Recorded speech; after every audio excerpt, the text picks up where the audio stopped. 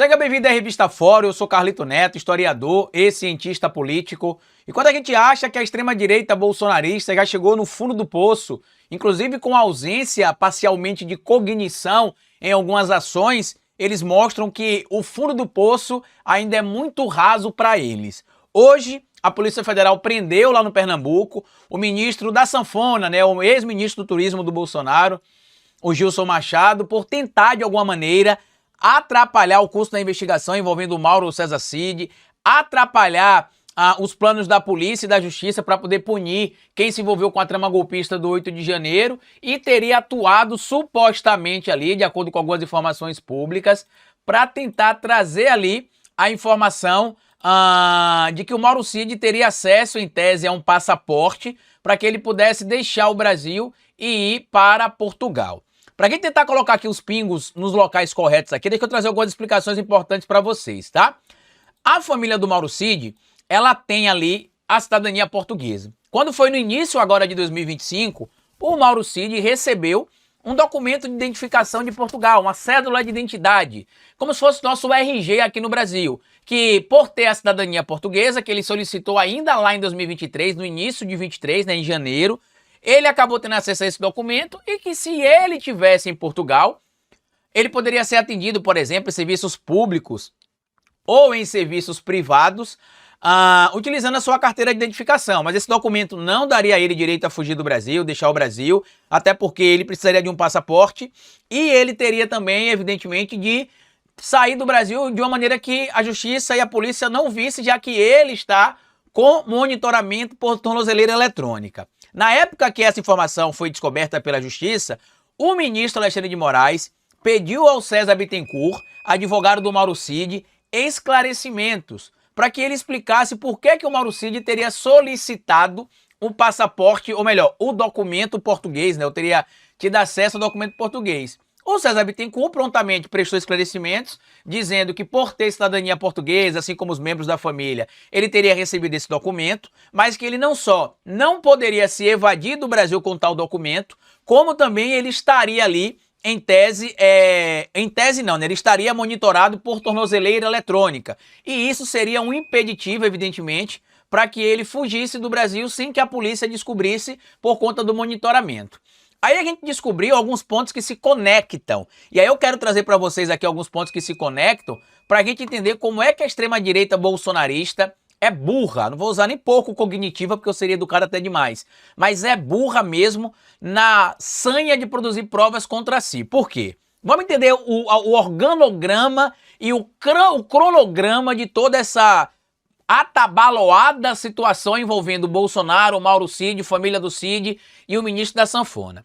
Em maio, o Gilson Machado foi para as redes sociais pedir ali que fosse realizada uma nova vaquinha para ajudar Bolsonaro e para ajudar o filho do Bolsonaro, Eduardo Bolsonaro, que está nos Estados Unidos da América, para poder atacar o Estado Democrático de Direito, para poder tentar atrapalhar que o pai dele tenha um julgamento e que ao fim desse julgamento acabe sendo preso pelas condutas que ele tem tido, por exemplo. E aí prontamente todo mundo achou aquilo estranho, o Bolsonaro veio a público dizer que não precisava da vaquinha, Eduardo Bolsonaro também. Quando é no dia 25 de maio, se não me falha a memória, mas é no final de maio, ele vai na Embaixada de Portugal, segundo a apuração da Polícia Federal, lá no Pernambuco, e tenta acessar, pegar um passaporte português para o Mauro Cid. A situação não foi bem sucedida, a Polícia Federal achou estranho, passou a monitorar, tanto que a gente citou aqui, eu acredito, na participação que eu fiz ontem, aqui no Fórum 11h30, a gente citou essa questão envolvendo o Gilson Machado, se não me falha a memória. E aí no dia 30 de maio, a família do Mauro Cid deixa o Brasil, vai para os Estados Unidos da América, pai, mãe, esposa, filhos, vai para os Estados Unidos da América, não por um voo direto, que geralmente acontece, mas por um voo com escala no Panamá e do Panamá para os Estados Unidos da América. Lembrando que, apesar de a colaboração premiada do Mauro Cid beneficiar a família dele diretamente, mulher, filha e pai, eles não tinham neste momento nenhum impeditivo para deixar o Brasil. Mas eles estavam sendo beneficiados pela colaboração premiada do Mauro Cid, que, caso caia, passa ali a não ter mais os benefícios apontados nem para ele e nem para os familiares que ele solicitou. Esposa, filha e o próprio pai, o Mauro Lourena Cid. E aí, de acordo com as informações que a polícia tinha apurado, inclusive, uma das filhas do Mauro Cid, eu não vou citar o nome aqui de nenhuma das filhas, tá? Por vários motivos, em especial pelo motivo de que as crianças não têm nada a ver com essa situação toda e a gente que faz um jornalismo sério precisa preservar as pessoas que são menores de idade. Se a extrema-direita bolsonarista não faz isso, aqui na Revista Fora a gente fez e vai continuar fazendo sempre, respeitando o que estabelece a lei e o Estatuto da Criança e do Adolescente. Diferente dessa coja aí que diz que quer proteger as criancinhas, quem quer proteger as criancinhas de verdade não usa familiares de golpistas para poder tentar se livrar da cadeia, como fez o Bolsonaro. E aí se descobriu que uma das filhas do Mauro Cid, se não me falha a memória, a filha mais jovem, não teria ido para os Estados Unidos da América. Hoje vem à tona que a filha vai viajar hoje. Vai embarcar hoje para os Estados Unidos. E por que é importante a gente fazer todas essas conexões que eu trouxe aqui? Da vaquinha do Gilson Machado em maio, da ida dele no dia 25 para poder pegar o passaporte de Cid, a ida da família de Cid no dia 30 de maio para os Estados Unidos da América e uma matéria que vai ser publicada no próximo domingo na Veja. Olha que interessante, né? Tudo casual, né? A Veja vai publicar, já está divulgando nas redes sociais, uma matéria que será a capa da revista no domingo, onde expõe novos áudios do Mauro Cid, onde ele de novo afirmaria ali, supostamente, que foi obrigado a dizer o que a Polícia Federal queria ouvir, que foi pressionado a mentir. E a gente já sabe que essa informação não procede, por quê? Porque diferente do que acontecia na Operação Lava Jato, por exemplo, na delação feita pelo Mauro Cid agora, nos depoimentos prestados por ele, sempre tinha a presença dos advogados e os depoimentos eles eram gravados, tá? Então mesmo que tivesse sido combinado alguma coisa, durante o depoimento o Mauro Cid poderia dar algumas escorregadas e os advogados estariam lá do lado, por exemplo, e aí a mentira que ele alega que foi montada com a Polícia Federal cairia. A polícia também descobriu que o Cid teria utilizado a rede social da esposa, se não me falha a memória, para fazer publicações nas redes sociais também, atacando supostamente o Supremo Tribunal Federal e a própria delação premiada dele. E é o que aconteceu. Na madrugada, o ministro Alexandre de Moraes teria solicitado a prisão preventiva do Mauro Cid. Porém, a defesa do Cid entrou em contato ali, é porque as informações já estão meio desencontradas, né? Alguns veículos não conseguem explicar corretamente o que aconteceu. Mas diz que a defesa do Cid entrou em contato com o ministro Alexandre de Moraes, para explicar que a situação dos documentos portugueses do Cid já teriam sido esclarecidas lá no início do ano, né? Que se não me engano foi em fevereiro que ele teria recebido, ou janeiro, o documento de identidade portuguesa. E que com esse documento ele não conseguiria ser evadido do Brasil, além disso ele estaria com tornozeleira eletrônica. O que me chama muita atenção é o seguinte, e aqui eu vou ser até de certo modo polêmico, o porquê que o Bolsonaro não tem a prisão preventiva decretada contra ele. Por quê? Toda essa ação mobilizada ali, manifestada pelo Gilson Machado, vaquinha, passaporte do Cid, fuga da família do Cid, para mim tem uma conexão em tese direta com a tentativa de descredibilizar a delação premiada do Mauro Cid. Por quê? Se corresse tudo como a gente está imaginando agora, no tempo que a gente está imaginando, a prisão do Bolsonaro irá acontecer, não iria, né? Irá acontecer entre agosto e outubro. Eu já venho falando isso aqui na Revista Fora há muito tempo, falando isso lá no meu canal também, o Historiador. Inclusive, se você não me segue, me siga no meu canal no YouTube também, tá? O Historiador. Que a condenação do Bolsonaro sairia esse ano e que, se tudo corresse como a gente imaginava, que ele seria condenado e preso entre agosto e outubro, porque a condenação deveria sair já em agosto, a defesa entraria com alguns recursos, em específico ali embargos e declaração, embargos dos embargos, que seriam negados e ele seria preso.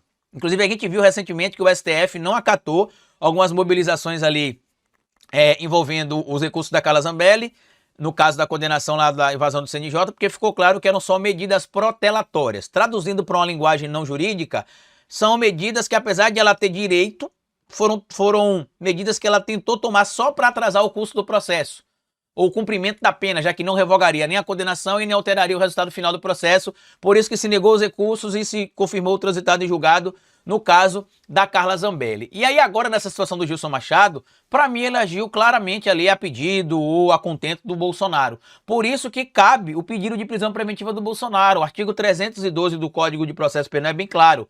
A prisão preventiva poderá ser aplicada entre os critérios ali que a gente já explicou.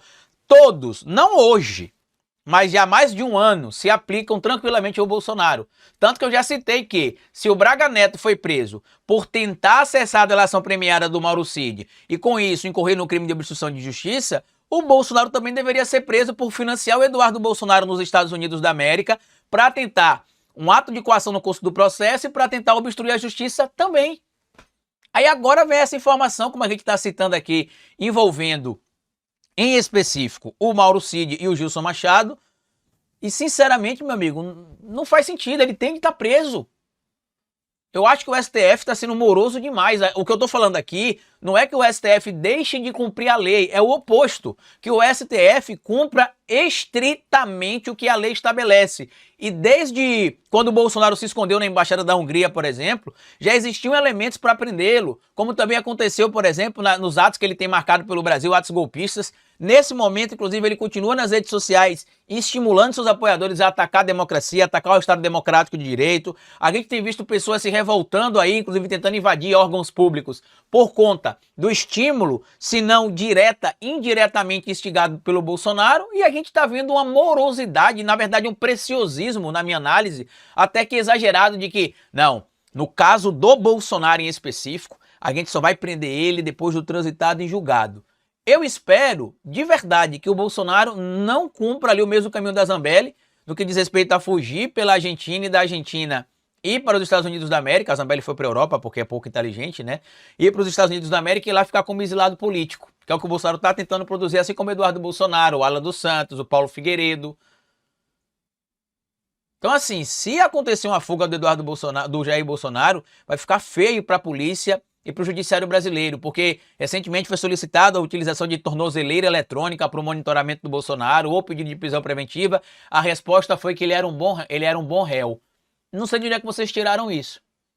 Que é um bom réu, que não colabora com o curso do processo, ao contrário, atrapalha o tempo inteiro, coloca em risco os envolvidos também. Eu não sei de onde é que vem essa bondade ou essa gentileza desse suposto Bolsonaro bonzinho, tá? Mas tá aí. É provável que a delação premiada do Mauro Cid seja derrubada se ficar comprovada essa relação dele com o Gilson Machado e o pedido do Gilson Machado desse passaporte do Cid. Carlito, com a queda da delação muda o quê? Nada.